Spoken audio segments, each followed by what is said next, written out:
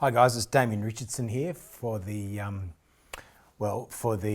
Freedom Party of Victoria, and I'm running for the Upper House region of Northern Metro at the upcoming state election on November the 26th. Now, what I want to talk about is the pandemic legislation.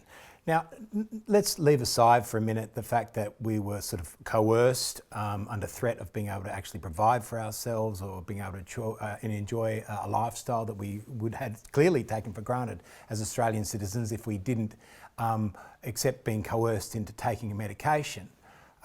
And let's put aside again, of course, that they were using a faulty test that was being ran out by, it was everywhere. When I'd go for a drive, when we were allowed to drive, of course, more than 5 kilometres from our home, I'd see these PCR testing sites everywhere, of course, being paid for on the taxpayer's dime. No concern for any of that money, of course.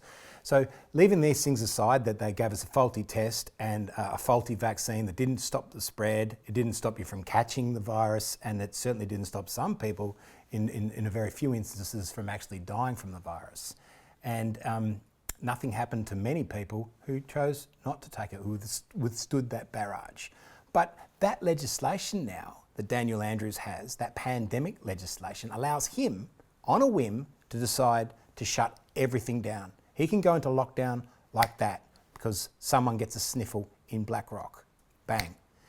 So how could any person, really business-minded person, think this would be a state that they would want to start a business in, when they know full well that they could be facing 2 years of losing that entire investment, 2 years of losing what they had built up for their family, what savings they had put into being small business operators. And we've seen that because we've seen an exodus from Victoria that's unheralded. I think the last time that happened was the Joan Kirner Kane years when the state bank collapsed.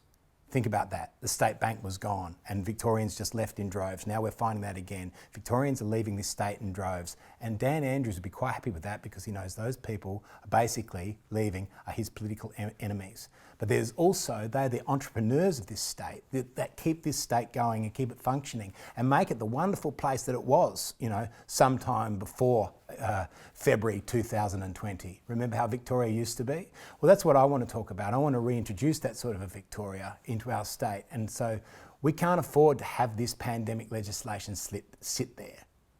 It needs to be done away with. It needs to be dropped altogether. It is not necessary. People are capable of taking responsibility for themselves and taking responsibility for their own health.